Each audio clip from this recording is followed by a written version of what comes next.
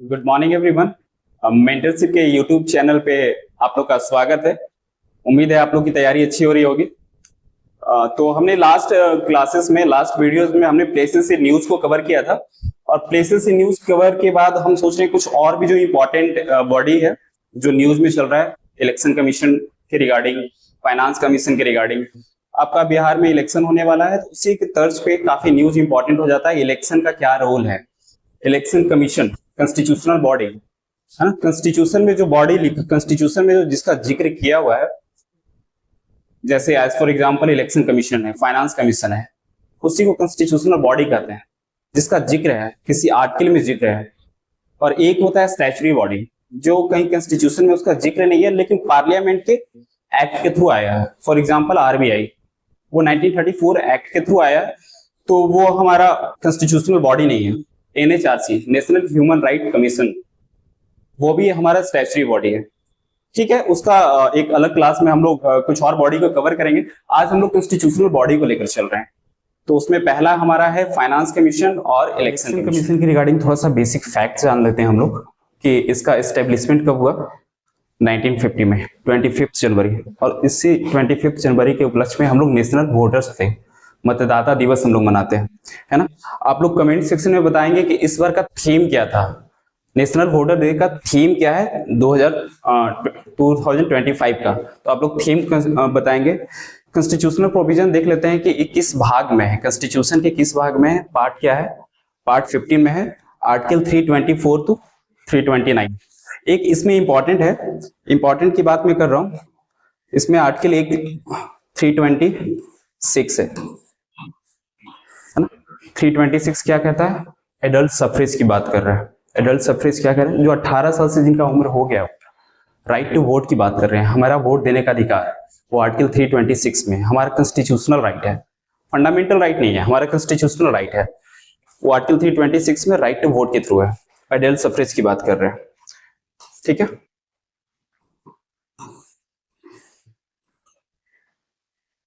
हम लोग देखेंगे कि चीफ इलेक्शन कमिश्नर और इलेक्शन कमिश्नर की बात करते हैं, तो इसमें हम देखेंगे कि अभी 3 मेंबर बॉडी है। उससे पहले क्या हमारा इतिहास रहा है, पहले सिंगल मेंबर बॉडी था। फॉर एग्जांपल आपको बताना चाहेंगे, 1950 में जब एस्टेब्लिशमेंट हुआ है आपका, जब गठन हुआ है आपका इलेक्शन कमीशन का, तो सिंगल मेंबर बॉडी था। और हमारे सबसे पहले चीफ इलेक्शन कमिश्नर कौन थे, सुकुमार सेन, है ना, सुकुमार सेन। उसके बाद 1989 में फिर से हो गया कि 3 मेंबर बॉडी, पहली बार 1989 में। आप लोग ये डेट आपसे स्पेसिफिक पूछ सकता है कि सिंगल मेंबर बॉडी था, उसके बाद 3 मेंबर बॉडी हो गया, ठीक है, 1989 में। लेकिन अभी का देखिएगा 1993 में, जो अभी तक जो 3 मेंबर बॉडी है 1993, ये डेट याद रखिएगा। यहां से ना हम लोग 1993 से 3 मेंबर बॉडी हो गया। अभी चीफ इलेक्शन कमिश्नर है और 2 इलेक्शन कमिश्नर है। ठीक है, अपॉइंटमेंट की बात कर लेते हैं, काफी इंपॉर्टेंट है, काफी न्यूज में भी चल रहा है, काफी कन्फ्लिक्टेड भी है कि अपॉइंटमेंट किस तरह से निष्पक्ष हो रहा है कि नहीं, पार्शियल हो रहा है क्या है, किस तरह इम्पार्शियल तरीके से हो रहा है, उस पर काफी या फिर हो गया आपका ओपोजिशन, या फिर जो भी और भी बॉडी है, वो हमेशा सवाल के कटघरे में रहता है कि इलेक्शन कमीशन का निष्पक्ष चुनाव होना चाहिए, निष्पक्ष सिलेक्शन होना चाहिए। तो ठीक है, अपॉइंटमेंट की हम बात कर रहे हैं। एक अनूप बर्नवाल केस आया है, उसमें सुप्रीम कोर्ट का कहना था कि ये जो 3 मेंबर बॉडी अभी जो फिलहाल का है, prime minister, leader of opposition, union cabinet minister, ये तो 2023 एक्ट के थ्रू आया है। लेकिन अनूप बर्नवाल केस में क्या हुआ था कि ये हमारे अनूप बर्नवाल केस में बोला गया था कि प्राइम मिनिस्टर रहेंगे, लीडर ऑफ अपोजिशन रहेंगे, इसके अलावा एक सीजीआई रहेंगे, चीफ जस्टिस ऑफ इंडिया। जो चीफ इलेक्शन कमिश्नर का जो अपॉइंटमेंट है वो 3 मेंबर बॉडी मिलकर करेगी, लेकिन अनूप बर्नवाल केस के थ्रू था। लेकिन 2023 एक्ट जो आया है आपका, उस एक्ट में पार्लियामेंट ने बोला, ये एक्ट बनने से पहले की बात है, लेकिन पार्लियामेंट का जैसे ही एक्ट आया है उस बेसिस पे है prime minister, leader of opposition और यूनियन कैबिनेट मिनिस्टर यहाँ पे चेंज हुआ है ना। पहले सीजीआई थे, अब यूनियन कैबिनेट मिनिस्टर आ गया। ठीक है, सर्च कमेटी इसको रिकमेंड करती है, उसके बाद प्रेसिडेंट इसको अपॉइंट करते हैं। सर्च कमेटी, देन आपका सिलेक्शन कमेटी है, और सिलेक्शन कमेटी इसी के बेस पे रिकमेंड करते हैं और प्रेसिडेंट इसको अपॉइंट करते हैं। ठीक है, अभी हमारे न्यू चीफ इलेक्शन कमिश्नर कौन है, जो लेटेस्ट है आपका Gyanesh Kumar, 26 chief election commissioner. इस चीज का फैक्ट याद रखना है आप लोग को।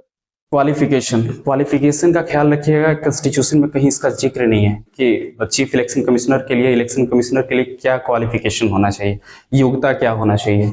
लेकिन ये एक्ट में लिखा हुआ है, जिस एक्ट की अभी बात कर रहे थे, एक्ट 2023 है ना, किसी कॉन्स्टिट्यूशन में लिखा हुआ नहीं है।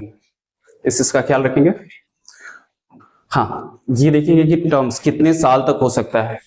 ये कभी अपॉइंटमेंट, रीअपॉइंटमेंट नहीं हो सकता है। रीअपॉइंटमेंट उन्हीं का हो सकता है इलेक्शन कमिश्नर का, चीफ इलेक्शन कमिश्नर का रीअपॉइंटमेंट नहीं है। 6 ईयर और 65 ईयर, 6 साल तक और मैक्सिमम 65 ईयर एज। ठीक है, ये हमारा टर्म है। और नॉट एलिजिबल, एलिजिबल कौन होंगे? जो इलेक्शन कमिश्नर रहेंगे, इलेक्शन कमिश्नर, और वो भी 6 साल से ज्यादा नहीं है। 65 साल मैक्सिमम है और 6 साल से ज्यादा नहीं हो सकता है। ठीक है, तो इलेक्शन कमिश्नर हमारे चीफ इलेक्शन कमिश्नर बन सकते हैं। ठीक है, वैसा होता भी है, लेकिन इस चीज का ख्याल रखिएगा, चीफ इलेक्शन कमिश्नर कभी रीअपॉइंटमेंट नहीं होता है। ठीक है, ये हमारा टर्म्स हो गया। रिमूवल, रिमूवल का क्या प्रोसेस है? रिमूवल का प्रोसेस देख लीजिएगा आप लोग। 2/3 प्रेजेंट एंड वोटिंग है, और ये कहीं कॉन्स्टिट्यूशन में prove miss behaviour in capacity की बात कर रहे हैं। कॉन्स्टिट्यूशन में कहीं वैसा जिक्र नहीं है, लेकिन रिमूवल का ये सिर्फ लिखा हुआ कि रिमूवल का क्या ग्राउंड होना चाहिए, वो ग्राउंड लिखा हुआ है। ठीक है, कुछ इंपॉर्टेंट फैक्ट्स है। Model MCC, model code of conduct, आचार संहिता जो बात कर रहे हैं, जैसे मुझे लग रहा है कि बिहार में सितंबर के अराउंड एमसीसी आ जाएगा, आचार संहिता लग जाएगा। तो आचार संहिता कब से होता है ये इंपॉर्टेंट है, जब से इलेक्शन का डेट अनाउंस हो गया। इलेक्शन कमीशन ने बोल दिया कि अब इलेक्शन बिहार में इस टाइम से होने वाला है, उस दिन से ही एमसीसी स्टार्ट हो जाता है। और वो कब तक रहेगा? जब तक रिजल्ट नहीं आ जाता है ना। तो अभी देखिए, मुझे लग रहा है कि सितंबर के महीने में इलेक्शन कमीशन अनाउंस ही करेगा कि बिहार में कब से इलेक्शन है। मोस्ट प्रोबेबली अक्टूबर में है।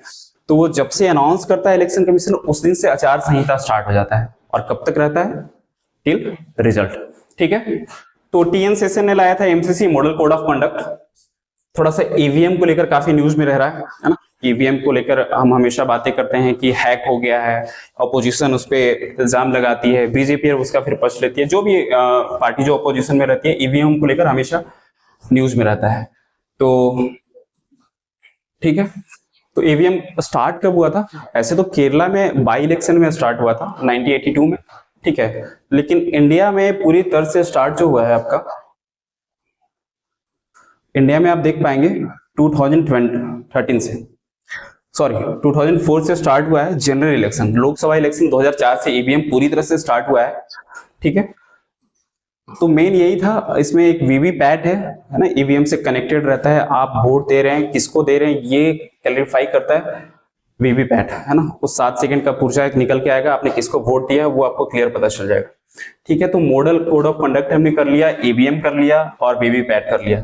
अच्छा, ईवीएम को लेकर काफी न्यूज में था, तो इस कारण चीफ इलेक्शन कमिश्नर, हमारे 25th chief election commissioner Rajiv Kumar ने एक बहुत बढ़िया कोट किया था कि ईवीएम को लेकर, है ना। उन्होंने कुछ लिखा था, मैं कुछ उनके शब्दों के बारे में बताना चाहूंगा आपको कि अधूरी हसरतों का इल्जाम, अधूरी हसरतों का इल्जाम हर बार हम पर लगाना ठीक नहीं। अधूरी हसरतों का इल्जाम हम पर लगाना ठीक नहीं। वफा खुद से नहीं होती, वफा खुद से नहीं होती, खता ईवीएम की करते हो, खता ईवीएम की कहते हो। ठीक है, तो ठीक है, इसके रिगार्डिंग, ईवीएम की रिगार्डिंग काफी न्यूज में चल रहा है, तो मुझे लग रहा है कि एक ब्रीफ आप लोग को बता देना जरूरी है।